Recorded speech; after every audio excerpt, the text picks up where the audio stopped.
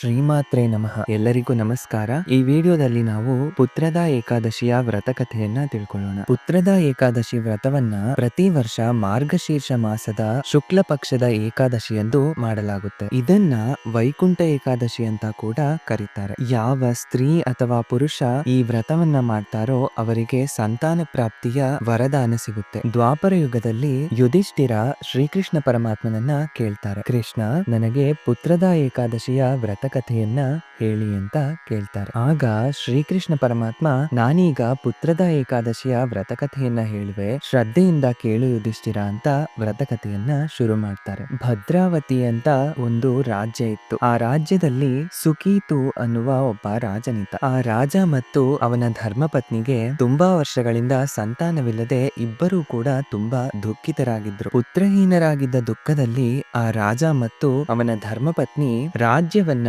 ತಮ್ಮ ಮಂತ್ರಿಗೆ ವಹಿಸಿ ಇಬ್ಬರು ಆತ್ಮಹತ್ಯೆ ಮಾಡಿಕೊಳ್ಳುವ ಮನಸ್ಸಿನಿಂದ ದಟ್ಟವಾದ ಕಾಡಿನ ಕಡೆಗೆ ಹೋಗ್ತಾ ಇರ್ತಾರೆ. ಆಗ ಆ ರಾಜ ಹೇಳ್ತಾನೆ, ಆತ್ಮಹತ್ಯೆ ಮಾಡ್ಕೊಳ್ಳೋದು ಘೋರವಾದ ಪಾಪ, ಆತ್ಮಹತ್ಯೆಯಿಂದ ಯಾರಿಗೂ ಶುಭವಾಗೋದಿಲ್ಲ ಅಂತ ಹೇಳ್ತಾ ಇದ್ದ ಹಾಗೆ ಆ ರಾಜನಿಗೆ ಸ್ವಲ್ಪ ದೂರದಲ್ಲಿ ವೇದ ಪಾಠ ಕೇಳಿಸ್ತಾ ಇರುತ್ತೆ. ಆ ಧ್ವನಿಯನ್ನ ಹಿಂಬಾಲಿಸ್ಕೊಂಡು ಹೋದಾಗ ಅಲ್ಲಿ ಒಂದು ಸರೋವರದ ಬಳಿಯಲ್ಲಿ ಕೆಲವು ಋಷಿಮುನಿಗಳು ಅವರ ಶಿಷ್ಯರ ಜೊತೆಗೆ ವೇದ ಪಾಠವನ್ನ ಮಾಡ್ತಿದ್ದದ್ದು ಇವರ ಕಣ್ಣಿಗೆ ಬೀಳುತ್ತೆ. ಆಗಲಿಂದ ರಾಜ ಸುಕೀತು ಮತ್ತು ಅವನ ಧರ್ಮಪತ್ನಿ ಇಬ್ಬರು ಆ ಋಷಿಮುನಿಗಳ ಸೇವೆಯಲ್ಲಿ ತೊಡಗ್ತಾರೆ. ಆ ಋಷಿಮುನಿಗಳ ಸೇವೆ ಮಾಡ್ತಾ ಮಾಡ್ತಾ ಆ ಋಷಿಮುನಿಗಳು ಪ್ರಸನ್ನರಾಗಿ ಈ ದಂಪತಿಗಳಿಗೆ ಯಾವುದಾದರೂ ವರವನ್ನ ಕೇಳಿ ಅಂತ ಹೇಳ್ತಾರೆ. ಆಗ ಆ ರಾಜ ಹೇಳ್ತಾನೆ, ನಮಗೆ ಸಂತಾನವಿಲ್ಲದೆ ತುಂಬಾ ದುಃಖಿತರಾಗಿದ್ದೇವೆ, ರಾಜ್ಯವನ್ನು ಕೂಡ ತ್ಯಜಿಸಿ ಈ ವನದ ಬಳಿ ಬಂದಿದ್ದೇವೆ, ದಯಮಾಡಿ ಸಂತಾನವನ್ನ ಪಡೆಯುವ ಯಾವುದಾದರೂ ಉಪಾಯವಿದ್ದರೆ ಹೇಳಿ ಅಂತ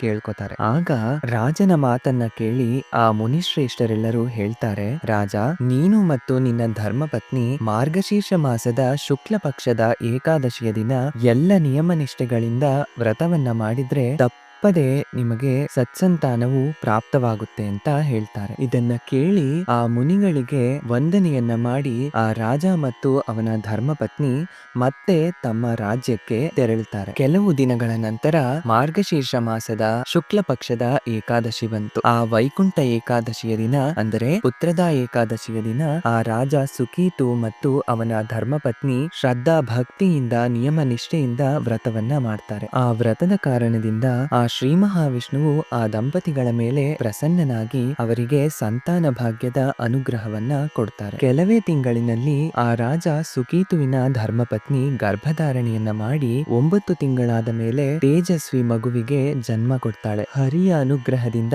ಮಗುವನ್ನ ಪಡೆದು ಆ ರಾಜ ರಾಣಿ ಇಬ್ಬರು ಧನ್ಯರಾದರು. ಇಷ್ಟನ್ನ ಯುಧಿಷ್ಠಿರನಿಗೆ ಹೇಳಿ ಶ್ರೀಕೃಷ್ಣ ಪರಮಾತ್ಮ ಹೇಳ್ತಾರೆ, ಯಾರು ಶ್ರದ್ಧಾ ಭಕ್ತಿಯಿಂದ ವೈಕುಂಠ ಏಕಾದಶಿ ಅಥವಾ ಪುತ್ರದ ಏಕಾದಶಿಯ ವ್ರತವನ್ನ ಮಾಡ್ತಾರೋ ಅಂತವರ ಎಲ್ಲ ಮನೋಕಾಮನೆಗಳು ಈಡೇರಿ ಅವರಿಗೆ ಸತ್ಸಂತಾನ ಭಾಗ್ಯವು ಆ ಶ್ರೀಮನ್ನಾರಾಯಣ ಅನುಗ್ರಹಿಸ್ತಾನೆ ಅಂತ ಶ್ರೀಕೃಷ್ಣ ಪರಮಾತ್ಮ ಹೇಳ್ತಾರೆ. ಇದಿಷ್ಟು ವೈಕುಂಠ ಏಕಾದಶಿ ಎಂದೇ ಕರೆಯಲಾಗುವ ಪುತ್ರದ ಏಕಾದಶಿಯ ವ್ರತಕಥೆ. ಶ್ರೀಕೃಷ್ಣನೇ ಹೇಳಿರುವಂತದ್ದು. ವ್ರತವನ್ನ ಮಾಡಿದ ಮೇಲೆ ತಪ್ಪದೆ ಒಂದು ಬಾರಿ ಈ ವ್ರತಕಥೆಯನ್ನ ಕೇಳಬೇಕು. ಯಾಕೆ ಅಂದ್ರೆ ಯಾವುದೇ ವ್ರತವನ್ನ ಮಾಡಿದ್ರು ಅದಕ್ಕೆ ಸಂಬಂಧಿಸಿದ ವ್ರತಕಥೆಯನ್ನ ಕೇಳದೆ ವ್ರತವು ಪರಿಪೂರ್ಣವಾಗೋದಿಲ್ಲ ಅಂತ ನಮ್ಮ ಶಾಸ್ತ್ರವಾಕ್ಕು. ಈ ವ್ರತಕಥೆ ನಿಮಗೆ ಇಷ್ಟವಾಗಿದ್ರೆ ಕಮೆಂಟ್ ಬಾಕ್ಸ್ ನಲ್ಲಿ ತಿಳಿಸಿ. ಇದೇ ರೀತಿಯಾದ ಇನ್ನಷ್ಟು ವಿಷಯಗಳಿಗಾಗಿ ಸ್ತೋತ್ರ ಪ್ರಿಯ ಚಾನೆಲ್ ನ ಸಬ್ಸ್ಕ್ರೈಬ್ ಮಾಡ್ಕೊಳ್ಳಿ. ಈ ವಿಡಿಯೋವನ್ನ ಆದಷ್ಟು ನಿಮ್ಮ ಸ್ನೇಹಿತರಿಗೆ ಬಂಧು ಮಿತ್ರರಿಗೆ ಶೇರ್ ಮಾಡಿ. ಎಲ್ಲರಿಗೂ ನಮಸ್ಕಾರ.